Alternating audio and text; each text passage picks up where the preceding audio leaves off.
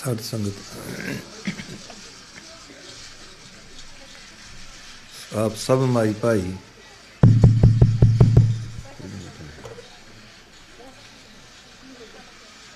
जितने भी सतगुरु जी की पवित्र हजूरी विच पहुंचे हो,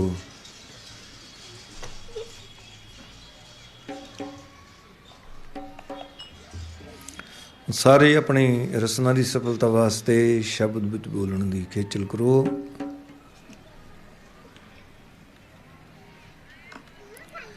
पहले हिस्से विच दास बोलेगा, दूसरे हिस्से विच सब भाई और तीसरे हिस्से विच सब बीबियां भी शब्द विच बोल के अपनी रसना पवित्र बनाओ जी।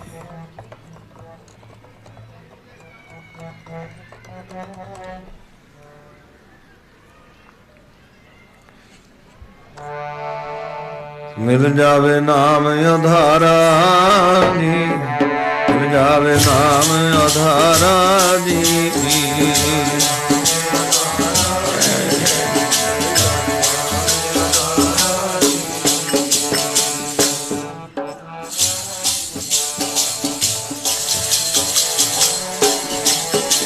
जावे नाम आधारा, जावे नाम आधारा दी।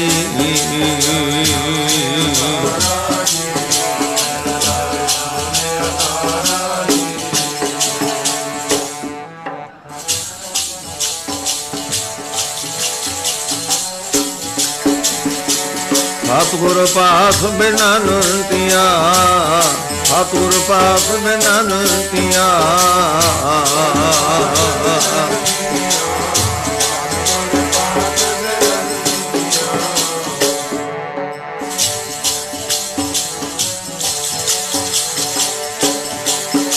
आप सतगुर पास बिनतिया, सतगुर पास बिनतिया।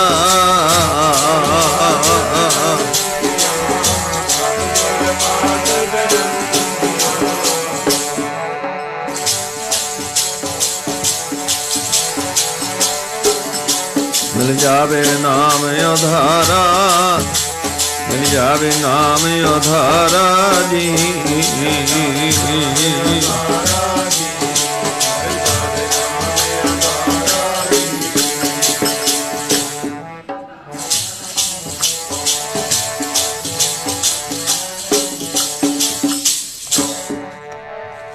सतगुर पास बिनतिया, मिलै नाम आधारा। तुठा सच्चा पातशाहो, ताप गया संसारा। भगतां की टेक तू, संतां की ओट तू। सच्चा सिरजनहारा, सच तेरी सामगरी। सच तेरा दरबारा, सच तेरे खाजिनिया। सच तेरा पासारा, तेरा रूप अगम है। अनूप तेरा दरसारा। हाँ कुर्बानी तेरिया सेवकां, जिन हर नाम प्यारा। सभे इच्छा पूरियां, जा पाया अगम अपारा। गुरु नानक मिलिया पार ब्रह्म, तेरिया चरणां का बलिहारा।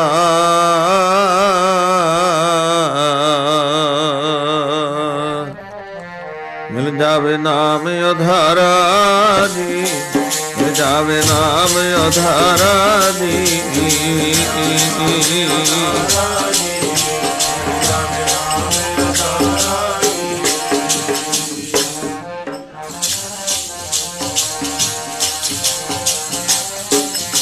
मिल जावे नाम आधारा, मिल जावे नाम आधारा दी।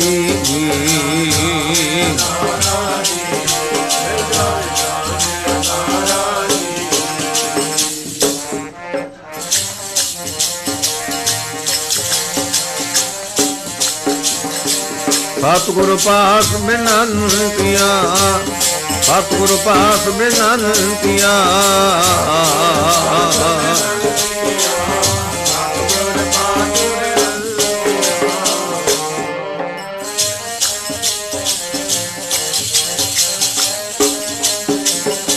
सतगुर पास बिनतिया, सतगुर पास बिनतिया।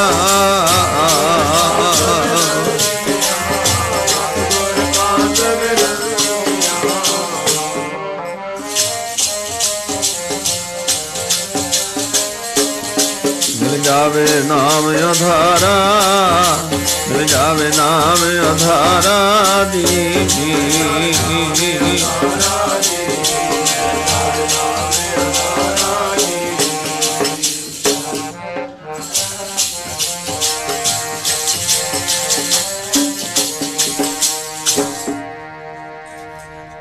ਸਾਧ ਸੰਗਤ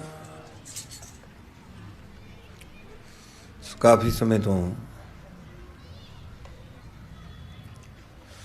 ਆਪ ਸਤਿਗੁਰਾਂ ਦੇ ਸੱਚਖੰਡ ਦਰਬਾਰ ਦੀਆਂ ਹਾਜ਼ਰੀਆਂ ਭਰ ਰਹੇ ਹੋ। ਹੁਣ ਤੱਕ ਆਪਨੇ ਗੁਰਬਾਣੀ ਦੇ ਕੀਰਤਨ ਦਾ ਆਨੰਦ ਮਾਣਿਆ ਹੈ। ਰਹਿੰਦੇ ਸਮੇਂ ਤੋਂ ਵਿਲਾਪ ਉਠਾਉਣ ਦਾ ਯਤਨ ਕਰੋ।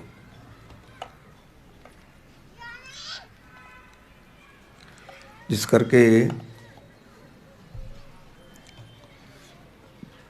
ਆਪਾਂ ਇਸ ਥੋੜੇ ਸਮੇਂ ਤੋਂ ਬਹੁਤਾ ਲਾਭ ਪ੍ਰਾਪਤ ਕਰ ਸਕੀਏ।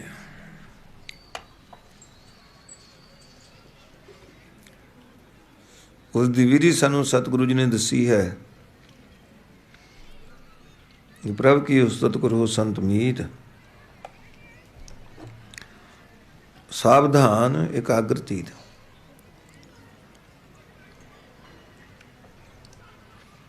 ਜਦੋਂ ਇਕਾਗਰ ਮਨ ਹੋ ਕੇ ਆਪਾਂ ਅਕਾਲ ਪੁਰਖ ਵਾਹਿਗੁਰੂ ਦੀ ਸਿਫਤ ਵਿੱਚ ਜੁੜਦੇ ਹਾਂ, ਇਕਾਗਰ ਮਨ ਹੋ ਕੇ ਗੁਰਬਾਣੀ ਦਾ ਕੀਰਤਨ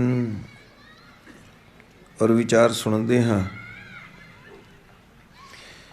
ਇਕਾਗਰ ਮਨ ਹੋ ਕੇ ਪਰਮੇਸ਼ਰ ਦੇ ਨਾਮ ਦਾ ਸਿਮਰਨ ਕਰਦੇ ਹਾਂ, ਫਿਰ ਸਾਹਿਬ ਗੁਰੂ ਕਲਗੀਧਰ ਪਾਤਸ਼ਾਹ ਤੇ ਫਰਮਾਨ ਕਰਦੇ ਹਨ, ਏਕ ਚਿਤ ਜਿਹੇ ਇੱਕ ਛਿਨ ਤੇ ਆਇਓ। ਇੱਕ ਮਨ ਇੱਕ ਚਿੱਤ ਹੋ ਕੇ ਜਿਨ੍ਹਾਂ ਨੇ ਛਿਨ ਮਾਤਰ ਵਾਸਤੇ ਵੀ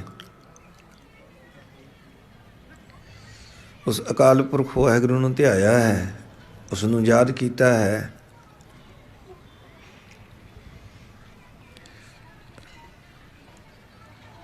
ਫਿਰ ਸਤਿਗੁਰੂ ਜੀ ਉਸ ਦਾ ਫਲ ਦੱਸਦੇ ਹਨ, ਕਾਲ ਫਾਸ ਕੇ ਵਿੱਚ ਨਾ ਆਇਓ।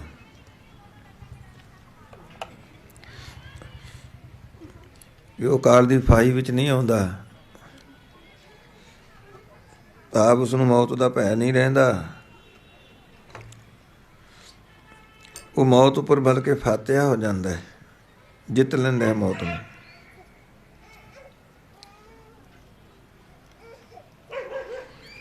ਇਸ ਕਰਕੇ ਜੋ ਸਾਨੂੰ ਸਤਿਗੁਰੂ ਜੀ ਨੇ ਵਿਧੀ ਦੱਸੀ ਹੈ, ਜੇ ਆਪਾਂ ਉਸ ਵਿਧੀ ਅਨੁਸਾਰ ਸਿਮਰਨ ਦੇ ਵਿੱਚ ਅਕਾਲ ਪੁਰਖ ਵਾਹਿਗੁਰੂ ਦੀ ਯਾਦ ਵਿੱਚ ਜੁੜਾਂਗੇ, ਫਿਰ ਥੋੜ੍ਹੇ ਸਮੇਂ ਤੋਂ ਵੀ ਬਹੁਤਾ ਲਾਭ ਮਿਲ ਸਕਦਾ ਹੈ। ਸਰਬ ਬੈਕੁੰਠ ਮੁਕਤ ਮੋਖ ਪਾਏ।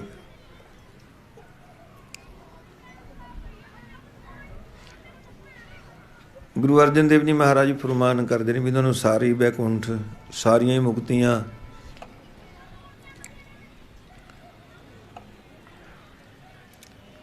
ਅਕਾਲ ਪੁਰਖ ਵਾਹਿਗੁਰੂ ਦੇ ਦਰੋਂ ਘਰੋਂ ਇਹ ਸਾਰੀਆਂ ਹੀ ਬਖਸ਼ਿਸ਼ਾਂ ਪ੍ਰਾਪਤ ਹੋ ਜਾਂਦੀਆਂ ਨੇ ਜਦੋਂ ਏਕ ਨਿਮਕ ਹਰ ਕੇ ਗੁਣ ਗਾਏ। ਛਿਨ ਮਾਤਰ ਵਾਸਤੇ ਅਕਾਲ ਪੁਰਖ ਵਾਹਿਗੁਰੂ ਦੇ ਗੁਣਾਂ ਦਾ ਗਾਇਨ ਕੀਤਾ ਜਾਵੇ। ਉਹ ਸਾਧ ਸੰਗਤ ਮੁਕਤੀ ਪ੍ਰਾਪਤ ਕਰਨ ਦਾ ਇਹਦੇ ਨਾਲ ਹੋਰ ਸੌਖਾ ਸਾਧਨ ਕੀ ਸਤਿਗੁਰੂ ਜੀ ਸਾਨੂੰ ਦੱਸ ਸਕਦੇ ਨੇ।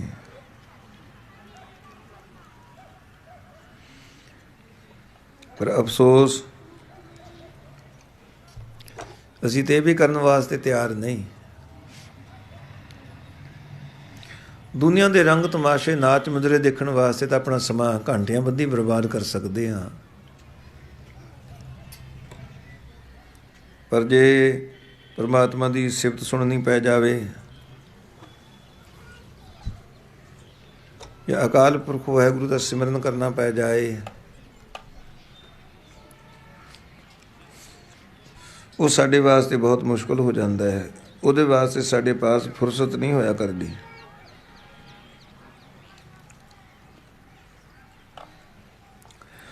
ਸਤਿਗੁਰੂ ਜੀ ਨੇ ਤੇ ਸਾਨੂੰ ਕਲਯੁਗ ਦੇ ਸਮੇਂ ਵਿੱਚ ਕਲਿਆਣ ਦਾ ਕਿੰਨਾ ਸੌਖਾ ਸਾਧਨ ਦੱਸ ਦਿੱਤਾ ਹੈ। ਜਿਸ ਸਾਧਨ ਦੇ ਵਿੱਚੋਂ ਮੁਕਤੀ ਵੀ ਪ੍ਰਾਪਤ ਹੁੰਦੀ ਹੈ, ਜਿਹਦੇ ਵਿੱਚ ਪ੍ਰਵਿਰਤ ਹੋ ਕੇ ਦੁੱਖਾਂ ਤੋਂ ਵੀ ਛੁਟਕਾਰਾ ਮਿਲਦਾ ਹੈ, ਪਾਪਾਂ ਤੋਂ ਵੀ,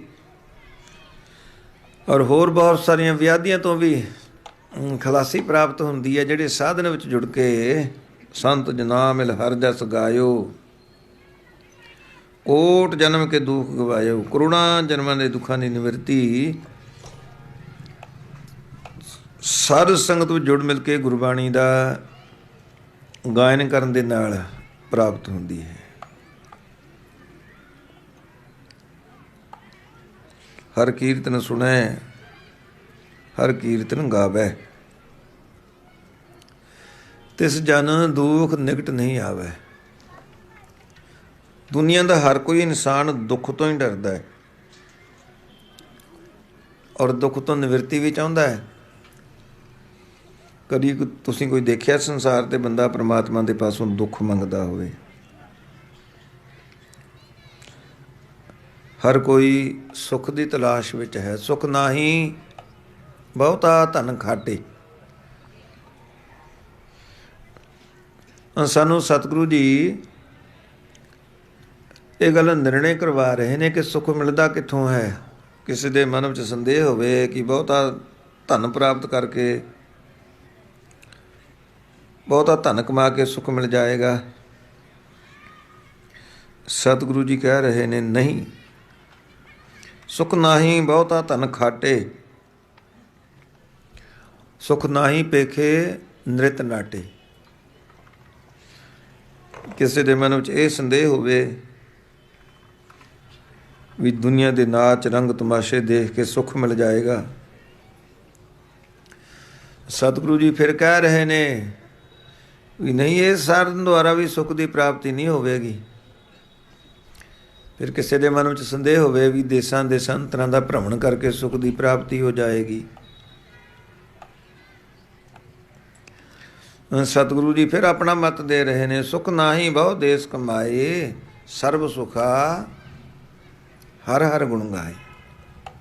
ਸਾਰੇ ਸੁੱਖ ਤੇ ਪ੍ਰਾਪਤ ਹੁੰਦੇ ਨੇ ਪ੍ਰਮਾਤਮਾ ਦੇ ਗੁਣਾਂ ਦਾ ਗਾਇਨ ਕਰਕੇ। ਸਾਧੂ ਗੋਬਿੰਦ ਕੇ ਗੁਣ ਗਾਵੋ, ਮਾਨਸ ਜਨਮ ਅਮੋਲਕ ਪਾਇਓ, ਬਿਰਥਾ ਕਾਹੇ ਗਵਾਵੋ। ਵੈਰਾਗ ਦੀ ਮੂਰਤ ਸਾਹਿਬ ਗੁਰੂ ਤੇਗ ਬਹਾਦਰ ਜੀ ਮਹਾਰਾਜ ਉਪਦੇਸ਼ ਦੇ ਰਹੇ ਨੇ। ਗੁਰਸਿੱਖਾਂ ਨੂੰ, ਜਗਿਆਸੂ ਜਨਾਂ ਨੂੰ ਮੁਖਾਤਬ ਹੋ ਕੇ ਕਿ ਜਿਹੜਾ ਦੁਰਲਭ ਮਾਨਕ ਤੁਹਾਨੂੰ ਪ੍ਰਾਪਤ ਹੋਇਆ ਹੈ ਨਾ, ਕਿਉਂ ਇਸ ਨੂੰ ਵਿਅਰਥ ਗਵਾ ਰਹੇ ਹੋ? ਇਹਦੀ ਸਫਲਤਾ ਵਾਸਤੇ ਉਸ ਅਕਾਲ ਪੁਰਖ ਵਾਹਿਗੁਰੂ ਦੇ ਗੁਣਾਂ ਦਾ ਗਾਇਨ ਕਰੋ। ਹਰ ਜਸ ਰੇਮ ਨਾ ਗਾਏ ਲੈ,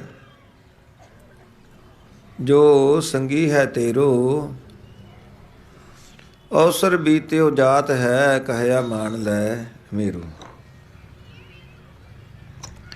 ਤਾਂ ਤੇ ਧਿਆਨ ਦਿਓ, ਇਨਸਾਨ ਸੁੱਖ ਚਾਹੁੰਦਾ ਹੈ, ਔਰ ਸੁੱਖ ਦੀ ਪ੍ਰਾਪਤੀ ਵਾਸਤੇ ਬੜੇ ਪਾਪੜ ਵੀ ਵੇਲਦਾ ਹੈ। ਪਰ ਅਸਚਰਜ ਗੱਲ ਇਹ ਹੈ, ਚਾਹੁੰਦਾ ਤੇ ਸੁੱਖ ਹੈ, ਜਿਨ੍ਹਾਂ ਸਾਧਨਾਂ ਵਿੱਚੋਂ ਸੁੱਖ ਦੀ ਤਲਾਸ਼ ਕਰਦਾ ਹੈ, ਉੱਥੋਂ ਮਿਲਦਾ ਹੈ ਉਲਟਾ ਦੁੱਖ ਹੀ ਹੈ। ਸੁੱਖ ਕਾ ਹੇਤ ਬਹੁਤ ਦੁੱਖ ਪਾਵਤ।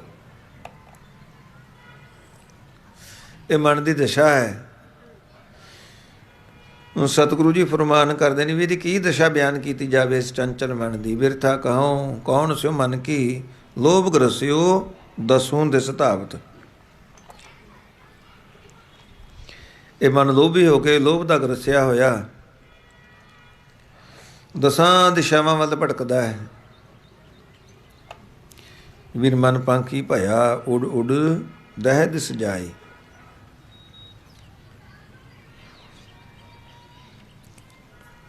ਇਹ ਮਨ ਉੱਡਣ ਪੁੰਖੇਰੂ ਬਨਕਾ। ਕਿਉਂ ਭਟਕਦਾ ਹੈ ਮਨ? ਇਹ ਲੋਭ ਦੇ ਜ਼ੇਰੇ ਅਸਰ ਹੋ ਕੇ, ਵੀ ਮੈਨੂੰ ਮਾਇਆ ਪ੍ਰਾਪਤ ਹੋ ਜਾਵੇ, ਮੈਂ ਸੁਖੀ ਹੋ ਜਾਵਾਂਗਾ। ਲੋਭ ਗ੍ਰਸਿਓ ਦਸੋਂ ਦਿਸ ਧਾਵਤ ਆਸਾ ਲਾਗਿਓ। ਧਨ ਕੀ ਸੁਖ ਕੈ ਹੇਤ ਬਹੁਤ ਦੁਖ ਪਾਵਤ। ਸੇਵ ਕਰਤ ਜਨ ਜਨ ਕੀ ਦੁਆਰਹਿ ਦੁਆਰ। ਸੁਆਣ ਜੋ ਢੂਲਤ ਨਹਿ ਸੁਧ ਰਾਮ ਭਜਨ ਕੀ। ਜਿਹੜਾ ਸੁੱਖ ਦਾ ਸੋਮ ਹੈ ਉਹਦੀ ਬਾਬਤ ਇਸ ਨੂੰ ਕੋਈ ਸੁੱਧ ਕੋਈ ਜਾਣਕਾਰੀ ਹੈ ਹੀ ਨਹੀਂ। ਸੁੱਖ ਦੇ ਸੋਮੇ ਨਾਲ ਤੇ ਜੁੜਿਆ ਕੋਈ ਨਹੀਂ। ਬਸ ਪਰਛਾਵੇਂ ਦੇ ਵਿੱਚੋਂ ਹੀ ਇਹ ਸੁੱਖ ਦੀ ਤਲਾਸ਼ ਕਰਦਾ ਹੈ। ਜਿੱਥੇ ਸੁੱਖ ਦਾ ਸਿਰਫ ਪ੍ਰਤੀਬਿੰਬ ਮਾਤਰ ਪੈਂਦਾ ਹੈ ਜਾਂ ਅਕਸ ਮਾਤਰ ਦਿਸਦਾ ਹੈ, ਉਹਦੇ ਪਿੱਛੇ ਦੌੜਦਾ ਹੈ, ਨਾ ਕਿ ਅਸਲੀ ਚੀਜ਼ ਦੇ ਪਿੱਛੇ। ਹਾਂ, ਜਿਨ੍ਹਾਂ ਨੇ ਕਿਸੇ ਪੂਰਬਲੇ ਕਰਮਾਂ ਜਾਂ ਪੂਰਬਲੀ ਤਪੱਸਿਆ ਦਾ ਫਲ ਇਸ ਸੁੱਖ ਦੀ ਤਲਾਸ਼ ਕੀਤੀ, ਉਹਨਾਂ ਨੂੰ ਮਾਇਆ ਦੇ ਵਿੱਚੋਂ ਜਾਂ ਦੁਨੀਆ ਦੇ ਐਸ਼ਵਰਤ, ਦੁਨੀਆ ਦੀ ਵਿਭੂਤੀ ਦੇ ਵਿੱਚੋਂ ਜਾਂ ਰਾਜ ਭਾਗ ਵਿੱਚੋਂ ਸੁੱਖ ਨਹੀਂ ਮਿਲਿਆ। ਬਹੁਤ ਵਾਰ ਆਪਨੇ ਪ੍ਰਸੰਗ ਸੁਣਿਆ ਹੋਵੇਗਾ, ਵੱਡੇ ਸੰਤ ਜੀ ਮਹਾਰਾਜ ਬਹੁਤ ਵਾਰ ਇਹ ਪ੍ਰਸੰਗ ਸਰਵਣ ਕਰਵਾਇਆ ਕਰਦੇ।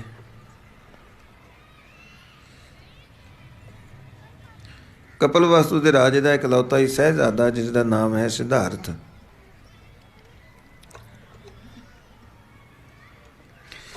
ਜਿਸ ਦੀ ਬੜੇ ਅੱਛੇ ਤਰੀਕੇ ਪਰਵਰਿਸ਼ ਹੋ ਰਹੀ ਹੈ। ਮੀਲਾਂ ਤੱਕ 4 ਦੀਵਾਰੀ ਹੈ। ਉਸ 4 ਦੀਵਾਰੀ ਅੰਦਰ ਇੱਕ ਬੜਾ ਆਲੀਸ਼ਾਨ ਮਹਲ ਹੈ।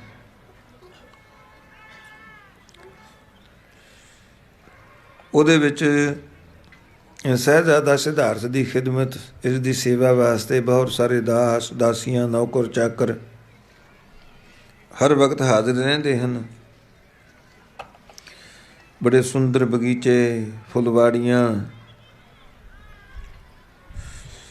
ਹੋਰ ਇਸ ਦੇ ਮਨੋਰੰਜਨ ਵਾਸਤੇ ਬੜੇ ਯਤਨ ਕੀਤੇ ਜਾਂਦੇ ਹਨ। ਰਾਜੇ ਨੂੰ ਇਸ ਗੱਲ ਦੀ ਜਾਣਕਾਰੀ, ਇਸ ਗੱਲ ਦਾ ਪਤਾ ਹੈ ਕਿ ਸਹਿਜ਼ਾਦਾ ਸਿਧਾਰਥ ਦਾ ਮਨ ਬੜਾ ਕੋਮਲ ਹੈ। ਜੇ ਕੋਈ ਛੋਟੀ ਜਿਹੀ ਵੀ ਐਸੀ ਘਟਨਾ ਵਾਪਰ ਜਾਵੇ ਨਾ, ਜਿਹੜੀ ਦੁਖਦਾਈ ਹੋਵੇ, ਇਹਦੇ ਮਨ 'ਤੇ ਸੱਟ ਵੱਜਦੀ ਹੈ, ਇਹ ਬਰਦਾਸ਼ਤ ਨਹੀਂ ਕਰ ਸਕਦਾ। ਇਸ ਕਰਕੇ ਉਸ 4 ਦੀਵਾਰੀ ਅੰਦਰ ਜਿਤਨੇ ਵੀ ਇਹਦੀ ਖਿਦਮਤ ਵਾਸਤੇ ਨੌਕਰ ਚਾਕਰ ਹਨ, ਸਭਨਾਂ ਨੂੰ ਇਹ ਨਸੀਹਤ ਹੈ ਵੀ ਤੁਸੀਂ ਇਸ ਗੱਲ ਦਾ ਪੂਰਾ ਧਿਆਨ ਰੱਖਣਾ ਹੈ। ਇਸ 4 ਦੀਵਾਰੀ ਅੰਦਰ ਕੋਈ ਐਸੀ ਘਟਨਾ ਨਹੀਂ ਵਾਪਰਨੀ ਚਾਹੀਦੀ ਜਿਸ ਦਾ ਅਸਰ ਸਹਿਜ਼ਾਦੇ ਦੇ ਕੋਮਲ ਮਨ ਉੱਪਰ ਪਵੇ। ਇੱਥੇ ਕੋਈ ਦੁਖੀ ਬੰਦਾ ਨਹੀਂ ਆਉਣਾ ਚਾਹੀਦਾ, ਕੋਈ ਬਿਮਾਰ ਪੁਰਸ਼ ਨਹੀਂ ਆਉਣਾ ਚਾਹੀਦਾ, ਕੋਈ ਉਮਰ ਦਰਾਜ਼ ਬੰਦਾ, ਕੋਈ ਬੁੱਢਾ ਨਹੀਂ ਆਉਣਾ ਚਾਹੀਦਾ।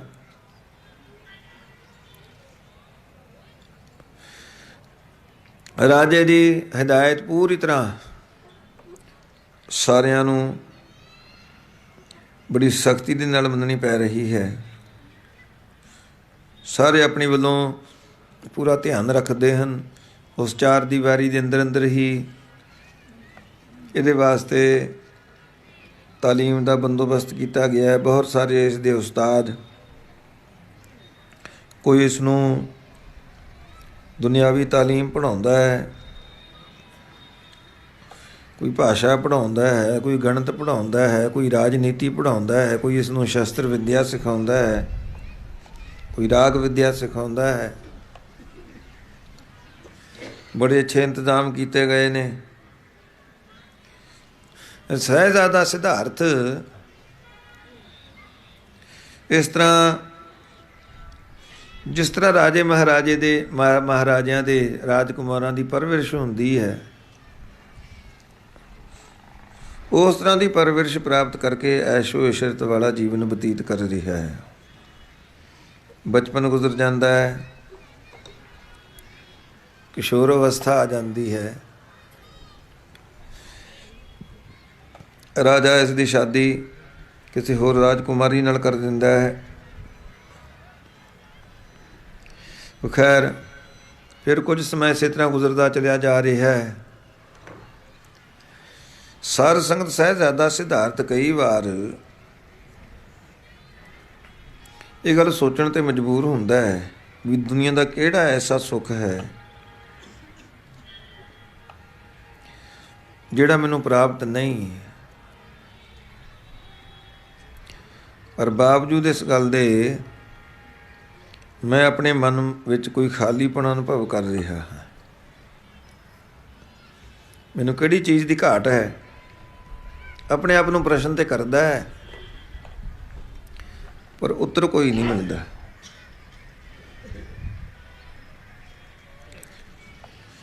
ਹੁਣ ਰਾਜੇ ਦੀ ਇਸ ਨੂੰ ਹਿਦਾਇਤ ਇਹ ਹੈ ਕਿ ਤੈਂ ਮੇਰੇ ਹੁਕਮ ਤੋਂ ਬਗੈਰ, ਮੇਰੀ ਆਗਿਆ ਤੋਂ ਬਗੈਰ ਇਸ ਚਾਰ ਦੀਵਾਰੀ ਤੋਂ ਬਾਹਰ ਨਹੀਂ ਜਾਣਾ, ਕਿਉਂਕਿ ਰਾਜੇ ਨੂੰ ਪਤਾ ਹੈ ਇਹ ਚਾਰ ਦੀਵਾਰੀ ਤੋਂ ਬਾਹਰ ਜਾਏਗਾ, ਸ਼ਹਿਰ ਦੇ ਵਿੱਚ ਕੋਈ ਐਸੀ ਘਟਨਾ ਵਾਪਰ ਗਈ, ਫਿਰ ਇਸ ਦੇ ਮਨ 'ਤੇ ਸੱਟ ਵੱਜੇਗੀ। ਇਸ ਕਰਕੇ ਉਸਨੇ ਮਨਾ ਹੀ ਕਰ ਰੱਖਿਆ ਹੈ। ਹੁਣ ਸਾਧ ਸੰਗਤ ਸਹਿਜ਼ਾਦਾ ਸਿਧਾਰਥ ਇੱਕ ਦਿਨ ਸੋਚਦਾ ਵੀ ਕੱਲ੍ਹ ਨੂੰ ਮੈਂ ਇਸ ਇਲਾਕੇ ਦਾ ਰਾਜਾ ਵੀ ਬਣਨਾ ਹੈ। ਮੈਂ ਤੇ ਅਜੇ ਤੱਕ ਆਪਣੀ ਪਰਜਾ ਹੀ ਨਹੀਂ ਦੇਖੀ। ਜਿੰਨੀ ਦੇਰ ਤੱਕ ਮੈਂ ਆਪਣੀ ਪਰਜਾ ਦੇ ਵਿੱਚ ਨਹੀਂ ਵਿਚਰਾਂਗਾ,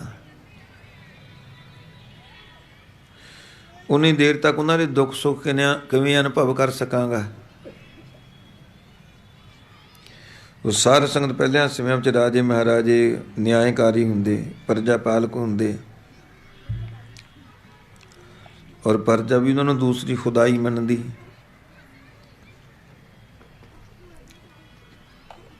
ਹੁਣ ਇਹ ਸੋਚਦਾ ਹੈ ਕੱਲ੍ਹ ਨੂੰ ਮੈਂ ਨਿਆਂ ਵੀ ਕਰਨਾ ਹੈ, ਪਰਜਾ ਦੀ ਪਾਲਣਾ ਵੀ ਕਰਨੀ ਹੈ। ਜਿੰਨੀ ਦੇਰ ਤੱਕ ਮੈਨੂੰ ਮੇਰੀ ਪਰਜਾ ਦੀ ਬਾਬਤ ਕੋਈ ਜਾਣਕਾਰੀ ਹੀ ਨਹੀਂ, ਮੈਂ ਪਰਜਾ ਦੇ ਵਿੱਚ ਵਿਚਰਾਂਗਾ ਨਹੀਂ, ਪਰਜਾ ਨੂੰ ਦੇਖਾਂਗਾ ਨਹੀਂ, ਫਿਰ ਉਹਨਾਂ ਦੀ